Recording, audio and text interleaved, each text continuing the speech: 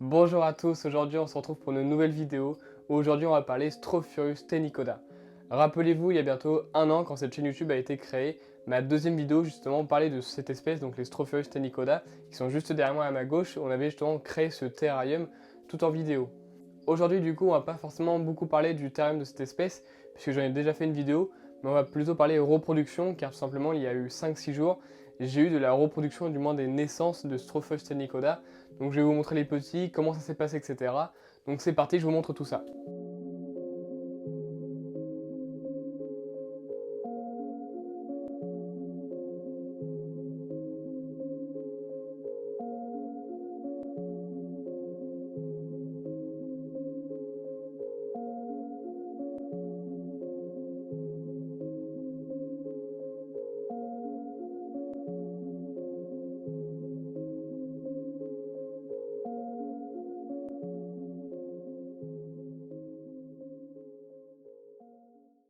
Avant de vous parler des petits, je vais quand même vous montrer rapidement le terrain des adultes. Donc là, juste ici, on a le terrarium de mon trio de Strophurus tenicoda. D'ailleurs, on peut les voir, là, juste ici, on a le mâle, d'ailleurs, qui est juste là. Donc ce terrarium, c'est un terra exoterra qui fait 45 de large par 45 de profondeur et 60 de hauteur. Donc c'est vraiment top pour accueillir un trio de Strophurus tenicoda. Donc j'ai mis beaucoup de branchages étant donné qu'on est sur une espèce qui est arboricole. Et en plus, c'est une espèce qui va vraiment aimer vivre contre les rameaux de branches, on va dire. En fait, c'est des branches qui vont être assez fines et ils vont vraiment beaucoup aimer vivre contre ces branches-là. Ils vont parfois même changer un peu de branche pour se thermoréguler ou pour aussi suivre réguler. On a donc un terrain qui est vraiment simple, efficace. Simple parce qu'il n'est pas non plus si compliqué que ça à aménager. Et il est aussi super efficace qu'honnêtement les Strophurus ils pèsent vraiment très bien dedans. Je les vois beaucoup en activité, même s'ils sont nocturnes, je les vois quand même beaucoup la journée. Donc franchement ils s'éclatent vraiment pas mal et honnêtement ça a l'air de porter ses fruits puisque j'ai eu de la reproduction. Pour finir sur le terrarium vraiment rapidement, il y a quelques plantes dans le terrarium au fond à droite en fait, donc c'est la zone qui est un peu plus humide on va dire, avec quelques graminées qui poussent, même s'ils galèrent un peu parce que c'est désertique, ils arrivent quand même à plutôt bien se développer. Je vais vraiment pas plus m'attarder sur le terrarium étant donné que j'ai déjà fait une vidéo il y a maintenant bientôt un an sur ce sujet, donc je vais pas beaucoup en reparler, on va vraiment parler maintenant dans le vif du sujet avec les petits Strophurus tenicoda. On va donc parler des petits, donc je les ai mis dans des petits setups provisoires pour les mettre en croissance, mais donc du coup on va se mettre sur un endroit qui est un peu plus safe pour vous les montrer, allez-y suivez-moi.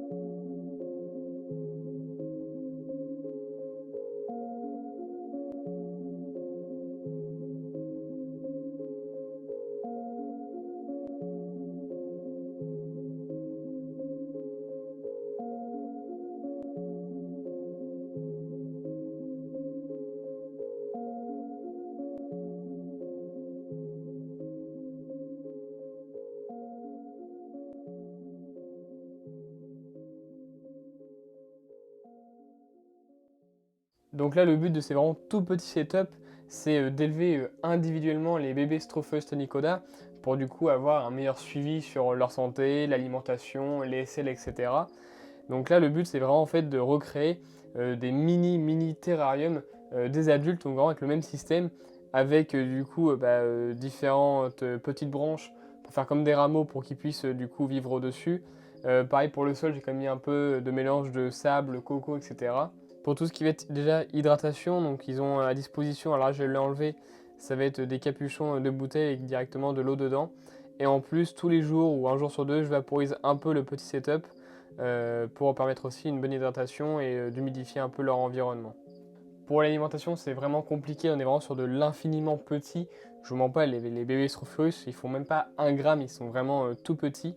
Donc là, le but, c'est de les nourrir avec du micro-grillon ou encore de la toute petite blatte que j'ai à disposition chez moi, qui ont seulement quelques jours et qui du coup servent d'alimentation pour les bébés Strophurus tenicoda.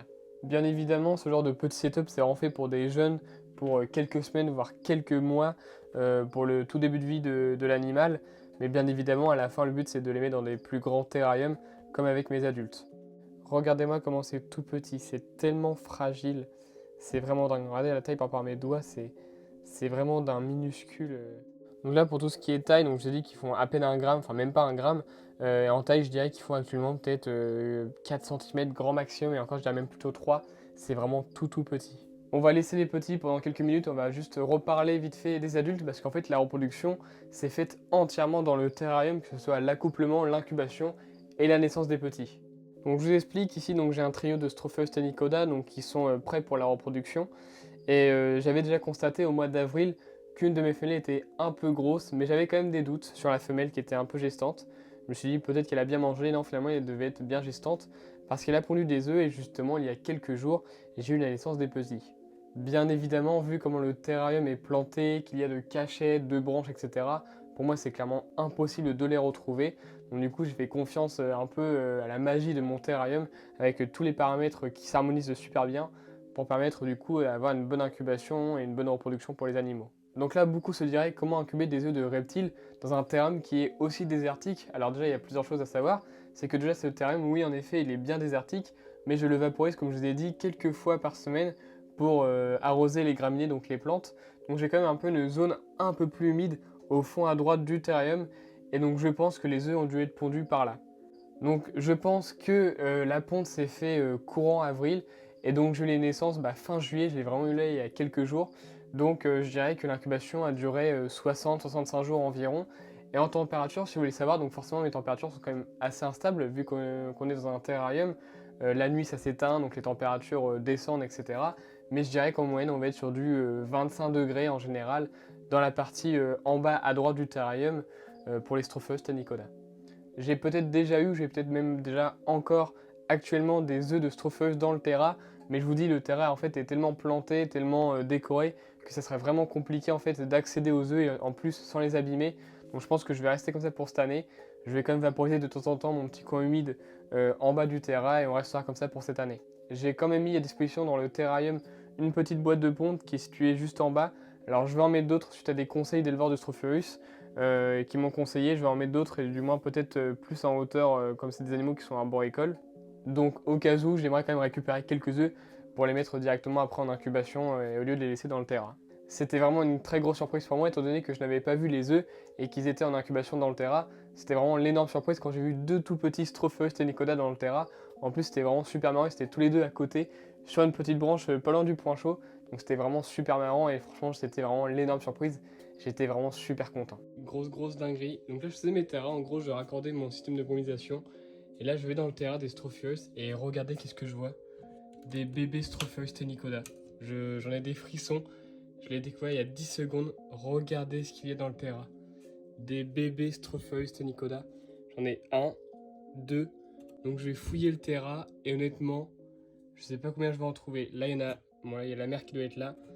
Je suis comme un dingue. Je suis comme un dingue. Je vais mettre ça de côté. Vraiment, je suis comme un ouf. Je vous mens pas, dès que j'ai vu les petits, je les ai directement retirés des adultes parce que j'avais vraiment peur en fait qu'ils se fassent cartonner, notamment parce que j'ai une femelle qui est vachement au taquet sur tout ce qui est en mouvement, petit, etc. Donc par réflexe, je les ai directement mis en isolement à côté, donc dans des petits setups en croissance, comme je vous ai montré. Et comme ça, moi, tout le monde va bien, je suis sûr que tout le monde est en bonne santé. Bien évidemment, je ne peux pas faire une vidéo sur les bébés Stropheus sans les nourrir, donc on va passer directement au nourrissage.